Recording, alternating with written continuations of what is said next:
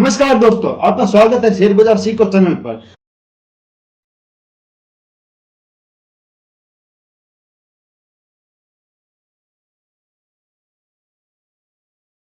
अगर आप ट्रेडिंग करते हैं, बार बार लॉस हो रहा है, तो प्रॉब्लम आपकी स्ट्रेटजी में नहीं, प्रॉब्लम है आपका माइंडसेट में या आपकी सोच में। दोस्तों, आज हम बात करेंगे दुनिया की सबसे पावरफुल ट्रेडिंग बुक, जिसका नाम है ट्रेडिंग इन द जोन। इस बुक में बहुत कुछ ट्रेडिंग के बारे में बताया गया है कि मार्केट में सक्सेस पाने के लिए सबसे जरूरी क्या है, कौन सी जरूरी चीज है।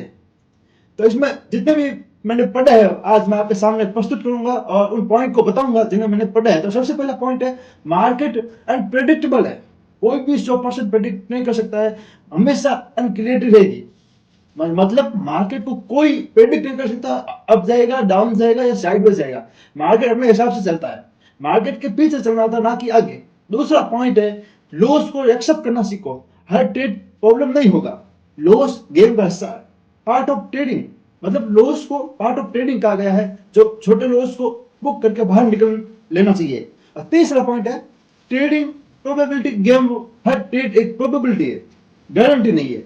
हाँ, ये सही कहा इसमें। मतलब ट्रेडिंग में एक प्रोबेबिलिटी हो सकती है, अनुमान लगा सकता है, पर ये गारंटी नहीं कि इसी दिशा में जाएगा। मार्केट हमारी दिशा में नहीं बल्कि अपनी दिशा में चलता है, हमें उसके पीछे चलना पड़ता है। और चौथा पॉइंट है, इमोशंस सबसे बड़ा दुश्मन। अब फियर और ग्रीड ट्रेडर्स को नुकसान करवाते हैं। मतलब डर और लालच को अगर काबू नहीं किया तो वो आपको बहुत बड़ा लॉस करवा सकता है और बहुत ही नुकसान हो सकता है। और पांचवा पॉइंट, डिसिप्लिन और स्ट्रेटजी। स्ट्रेटजी एवरेज हो सकती है, लेकिन डिसिप्लिन स्ट्रांग होना चाहिए। इसमें कहा गया है कि डिसिप्लिन ही असली ट्रेडर है। असली ट्रेडर को डिसिप्लिन का पालन करना अनिवार्य है।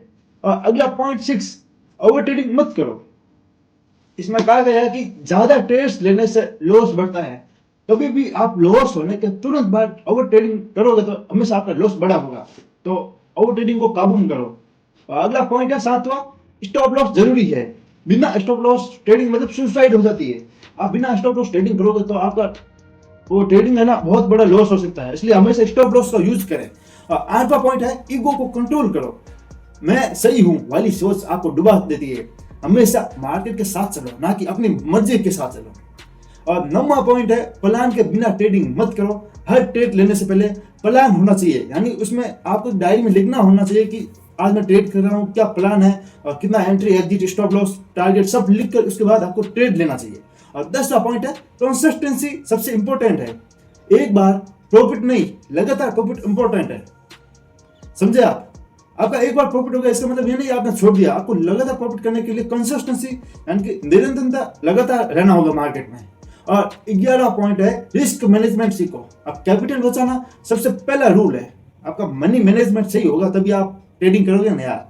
तो आपको सबसे पहला इसमें ना कैपिटल बचाना जरूरी है, इस रूल को आप फॉलो करना। और 12वां पॉइंट है, मार्केट से कभी फाइटिंग मत करो। मार्केट हमेशा सही होता है, तुम गलत हो सकते हो। यानी कि मार्केट हमेशा सही होगा, चाहे वो हमें लॉस दे या प्रॉफिट। मार्केट कभी गलत नहीं होगा, ना कि मार्केट से फाइटिंग करनी चाहिए। तो इसका मतलब हमें सीखना चाहिए। और 13वां पॉइंट है, कॉन्फिडेंस डेवलप करो। अपने स्ट्रेटजी पर ट्रस्ट होना चाहिए। अपने ऊपर पर विश्वास करके अपनी स्ट्रेटजी अपने हिसाब से बनाकर उस पर विश्वास करके ट्रेडिंग करनी चाहिए, हमेशा अपने बल पर, ना कि दूसरों को देखकर या सीखकर। अगला 14 पॉइंट, पास्ट मिस्टेक्स से सीखो। हर लॉस एक रीजन है, मतलब पीछे कौन सी गलती की उस गलतियों को सीखो और देखो कि मैंने गलतियां की, वापस गलतियां नहीं करनी है, उस गलतियों को दोहराना नहीं है। और 15वां पॉइंट है, प्रोसेस पर फोकस करो, रिजल्ट पर नहीं। आपका प्रोसेस अच्छा होना चाहिए, रिजल्ट अपने आप आएगा अगर प्रोसेस सही है। ट्रेडिंग में एक बात बताऊं तो इसमें लिखा कि प्रोसेस ही सब कुछ है। आपका प्रोसेस सही होना चाहिए, ट्रेडिंग करने का नजरिया, और रिजल्ट अपने आप आएगा, अच्छा आएगा। अगर आप सच में ट्रेडिंग में सफल होना चाहते हैं तो ये 15 रूल अपने दिमाग में बैठा लो। वीडियो अच्छा लगे तो लाइक, शेयर, सब्सक्राइब कर दीजिए। तो मिलते हैं अगली वीडियो में, तब तक देखते रहो, सीखते रहो।